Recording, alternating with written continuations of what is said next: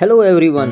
दोस्तों, अगर आप एक बिगिनर हैं और इंग्लिश बोलने में बहुत परेशानी महसूस करते हैं और ऐसा लगता है कि इंग्लिश आपके मुंह से निकल ही नहीं रही है, तो आज मैं आपको कुछ ऐसे फ्रेजेस बताऊंगा जिनकी प्रैक्टिस करके, जिनको बोलकर आप अपनी इंग्लिश काफ़ी हद तक इम्प्रूव कर सकते हैं। तो गाइस, आइए शुरू करते हैं।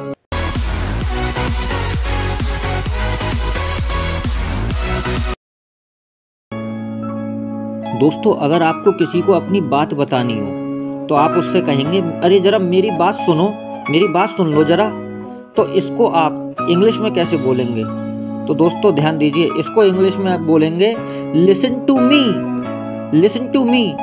और अगर आपको यही बात किसी से थोड़ा सा स्टाइल में बोलनी हो तो आप ऐसे भी बोल सकते हैं, ए यू लिसन टू मी। हाँ तो गाइस, अगर आपको किसी से ये कहना हो, एक मिनट रुको जरा, अरे जरा थोड़ा सा रुक जाओ, अरे जरा थोड़ा सा इंतज़ार कर लो, तो आप उसको इंग्लिश में कैसे बोलेंगे? तो गाइस ध्यान दीजिए, इसको इंग्लिश में बोलेंगे वेट अ मिनट, या आप ऐसे भी कह सकते हैं वेट अ सेकेंड, या इसको आप ऐसे भी कह सकते हैं वेट अ लिटिल बिट। इन तीनों में से आप कुछ भी बोल सकते हैं।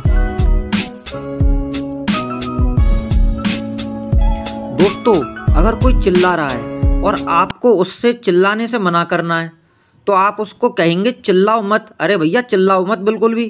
तो आप इसको इंग्लिश में कैसे बोलेंगे? तो गाइस ध्यान दीजिए, इसको इंग्लिश में बोलेंगे डोंट शाउट, डोंट शाउट। दोस्तों, अगर आपको किसी से ये कहना है यहाँ आओ, तो आप कहेंगे कम हेयर। कम माने आना और हेयर माने यहाँ, तो यहाँ आओ की इंग्लिश होगी कम हेयर। यदि आपको किसी से कहना है वहाँ जाओ, तो आप कहेंगे गो देयर।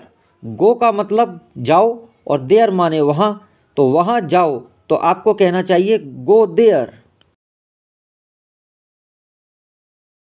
दोस्तों, अगर आपको किसी को अपने साथ कहीं पर ले जाना है या किसी के साथ आपको कहीं जाना है और उससे ये कहना है आओ ज़रा चल रहे हैं, आओ चलें, आओ थोड़ा सा घूम के आते हैं, आओ थोड़ा चलते हैं, तो आप इसको इंग्लिश में कैसे बोलेंगे? तो दोस्तों ध्यान दीजिए, बहुत सरल है। इसको इंग्लिश में बोलेंगे लेट्स गो। दोबारा सुनिए, लेट्स गो।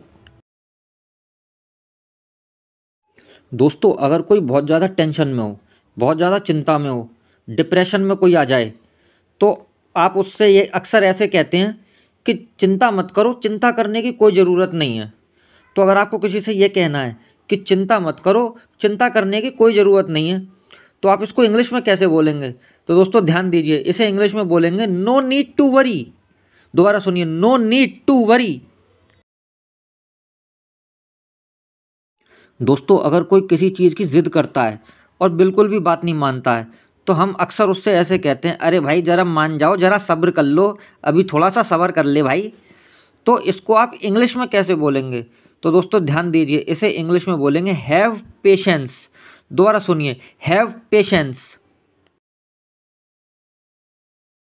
दोस्तों, अगर आप किसी काम के लिए लेट हो रहे हैं और आपको किसी से कहना है, अरे भैया मैं तो जा रहा हूँ, मैं तो लेट हो रहा हूँ, मुझे देर हो रही है, तो मुझे देर हो रही है इसको इंग्लिश में कैसे बोलेंगे? तो दोस्तों ध्यान दीजिए, इसको इंग्लिश में बोलेंगे आई एम गेटिंग लेट। दोबारा सुनिए, आई एम गेटिंग लेट। दोस्तों, अगर आपको कोई बहुत परेशान कर रहा है, आपको कोई बहुत सता रहा है और आप बहुत परेशान हो रहे हैं उससे, कोई आपको बार बार किसी ना किसी बात के लिए छेड़ रहा है, कोई किसी ना किसी बात के लिए आपको बहुत ज़्यादा दिक्कत आपके लिए प्रोड्यूस कर रहा है, तो आपको उससे ये कहना है, अरे भैया मुझे सताओ मत, बार बार क्यों परेशान कर रहे हो भैया, मुझे परेशान मत करो।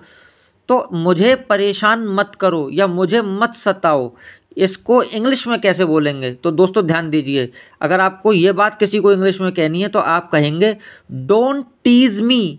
दोबारा सुनिए, डोंट टीज मी। गाइज, अगर आपको किसी से ये बोलना हो कि तुम्हारे पास क्या है, आपको किसी से पूछना है कि भैया है क्या तुम्हारे पास, इस समय तुम्हारी जेब में क्या है, या तुम्हारे पास क्या है, या तुम इस समय क्या रखते हो, तो आप उसको इंग्लिश में कैसे पूछेंगे? तो गाइज ध्यान दीजिए, इसे इंग्लिश में बोलेंगे व्हाट डू यू हैव। दोबारा सुनिए, व्हाट डू यू हैव।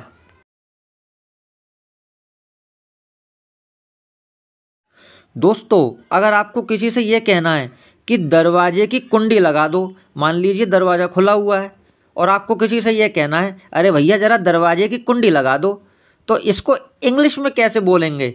तो दोस्तों ध्यान दीजिए, इस बात को पूछने के लिए आप इंग्लिश में कहेंगे लैच द डोर। दोबारा सुनिए, लैच द डोर। दोस्तों अगर कोई आपके काम में टांग अड़ाता है, अगर कोई आपको आपका काम करने से रोकता है, या आपके द्वारा किए गए किसी भी काम में वो इंटरफेयर करता है, फालतू में टांग अड़ाता है, तो आप उसके अक्सर ऐसे कहते हैं, अरे भैया अपने काम से काम रखो, मेरी बातों में दखलंदाजी मत करो, मेरी चीज़ों में इंटरफेयर मत करो।